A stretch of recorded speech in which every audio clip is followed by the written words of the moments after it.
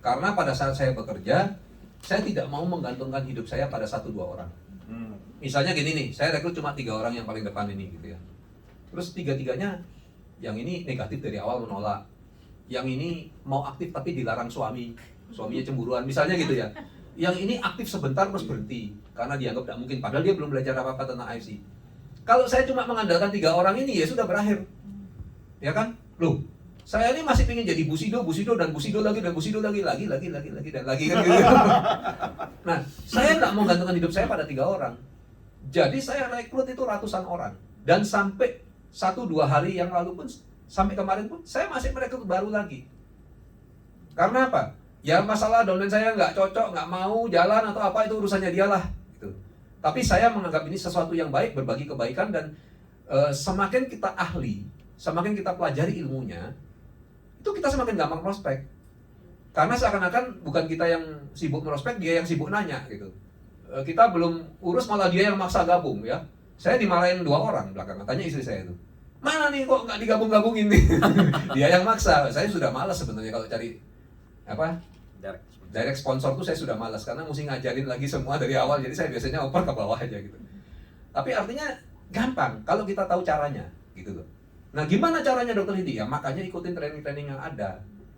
Kita tuh beruntung sekarang karena kemajuan teknologi itu berserakan. Beruntung karena sistem di IFC itu kuat banget, ya kan?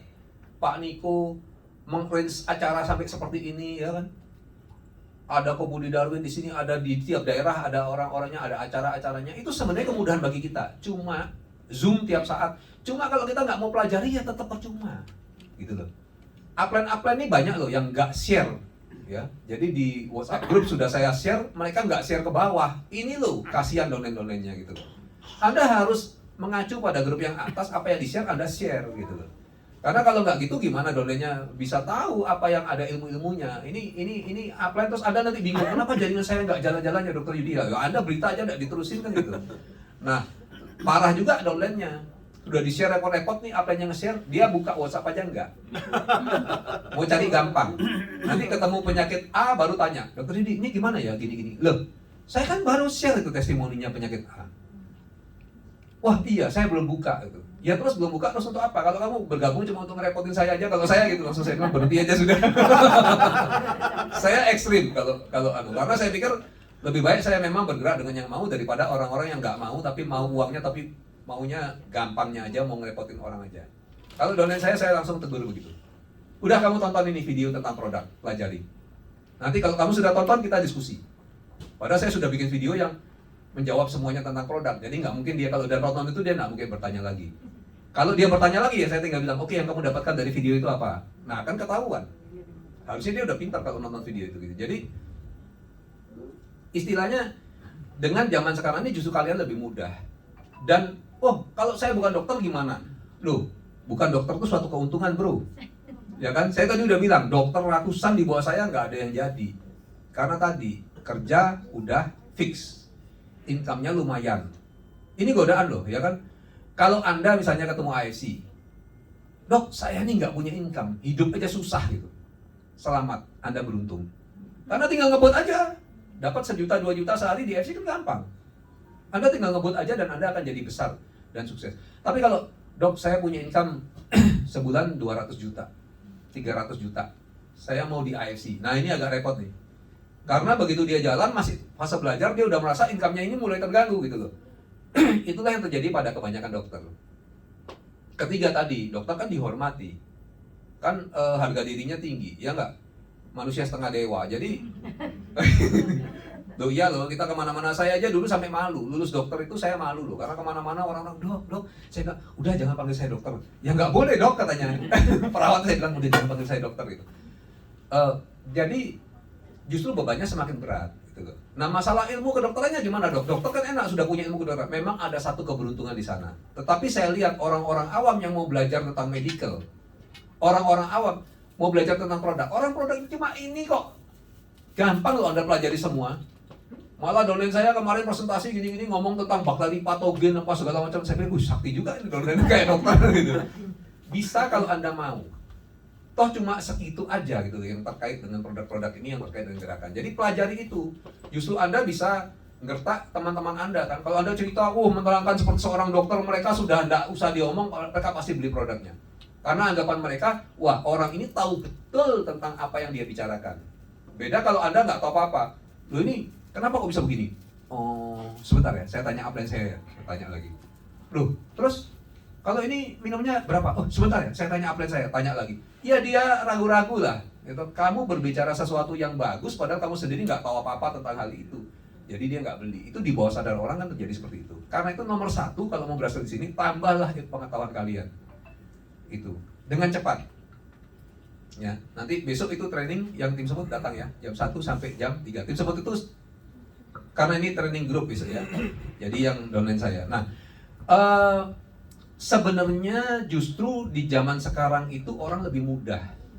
Karena apa? Dulu kalau kita mau belajar anatomi, saya dulu harus beli buku loh, tebalnya segini.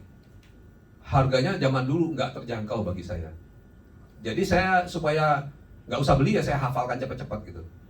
Tapi zaman sekarang, Anda ketik, ya kan, misalnya Anda ingin tahu os humerus, tulang humerus itu, langsung keluar sudah.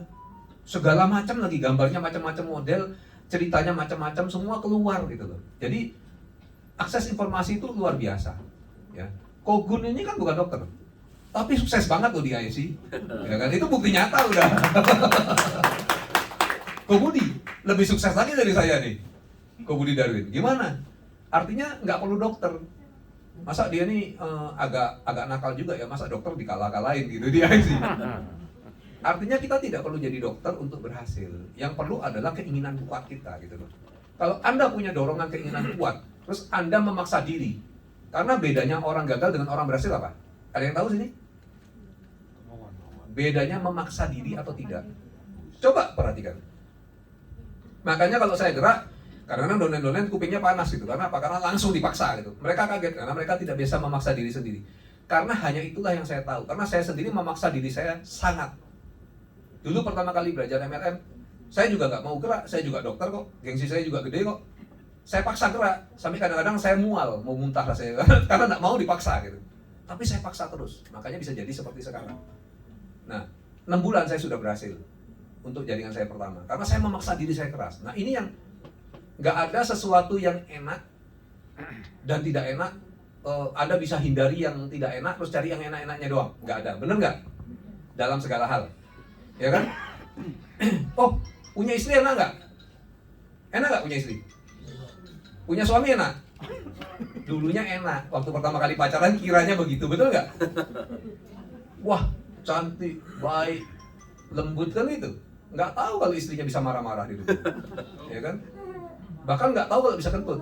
Karena pacaran dia nggak pernah kentut di depan kita. Sampai di rumah begitu menikah berapa tahun, brot, waduh. Amsyong juga nih gitu. Iya kan, itu kejadian kan? Iya kan? Terus dulu dilayani, sekarang ambil sendiri. Saya sibuk, kamu nggak lihat ya gitu. Padahal dia sibuk pakai masker, misalnya gitu.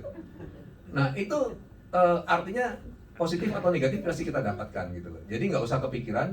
Yang penting kita sudah mendapatkan sesuatu yang cara terbaiknya. Karena tetap sih memang di antara semua hal pasti ada yang positifnya banyak, negatifnya sedikit. Itulah AFC kan gitu. Nggak bisa, Anda nggak bisa menghindari itu. Ya. Nah, mungkin segitu katanya.